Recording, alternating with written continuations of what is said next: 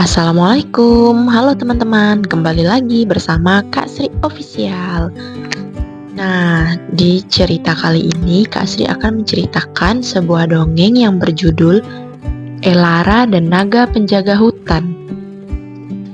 Di sebuah desa yang dikelilingi hutan hijau lebat, hiduplah seorang gadis kecil pemberani bernama Elara.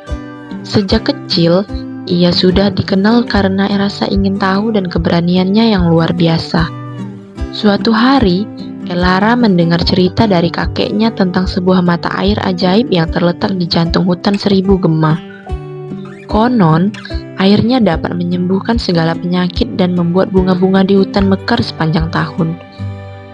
Namun, mata air itu dijaga oleh naga api yang ganas. Desa Elara sedang mengalami kekeringan parah.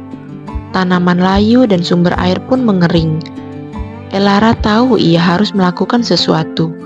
Tanpa ragu, ia memutuskan untuk mencari mata air ajaib itu. Dengan bekal sebotol air, beberapa potong roti, dan senter tua, Elara memulai perjalanannya.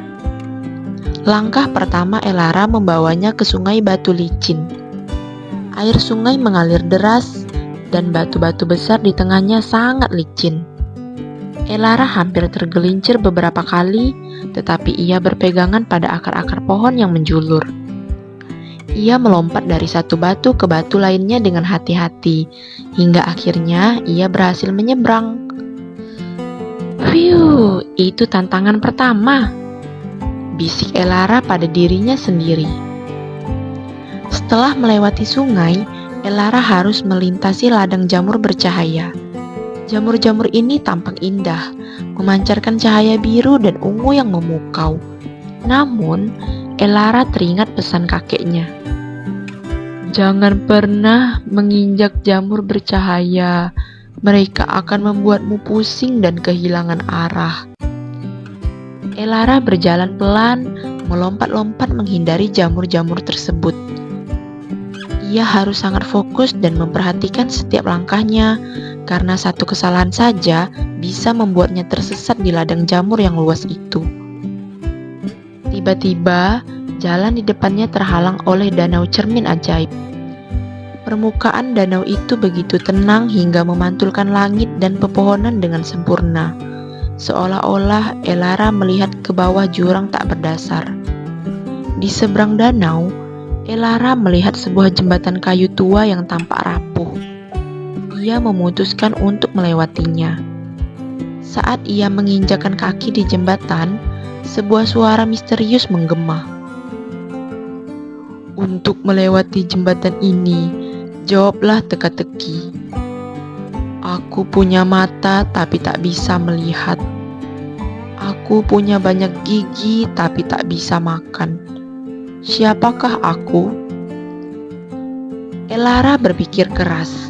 Ia mengamati sekelilingnya dan pandangannya jatuh pada sebuah sisir di rambutnya. "Jawabannya adalah sisir," seru Elara.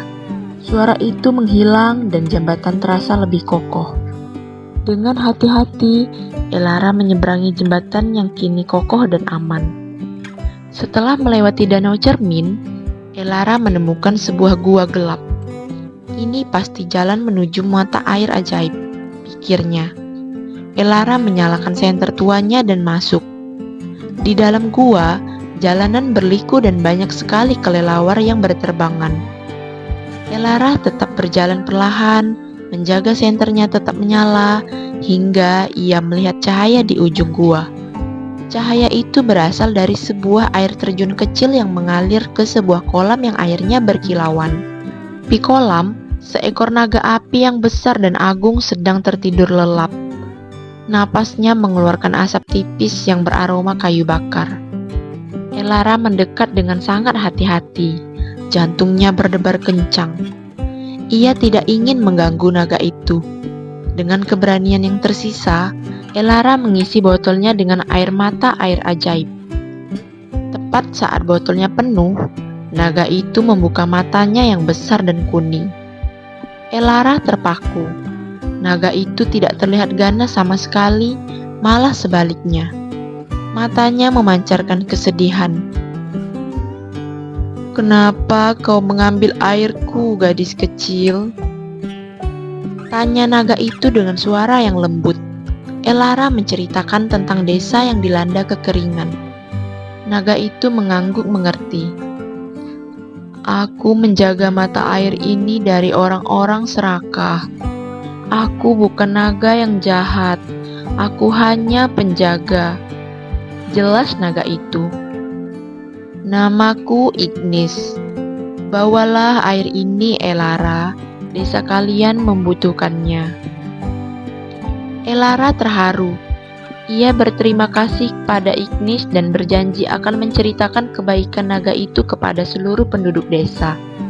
Dengan botol yang kini berisi air ajaib, Elara bergegas pulang. Ia melewati rintangan yang sama dengan lebih mudah, hatinya dipenuhi rasa bahagia.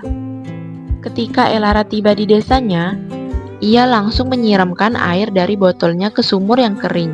Secara ajaib, air sumur mulai terisi dan mengalir kembali. Tanaman-tanaman layu kembali hijau dan subur.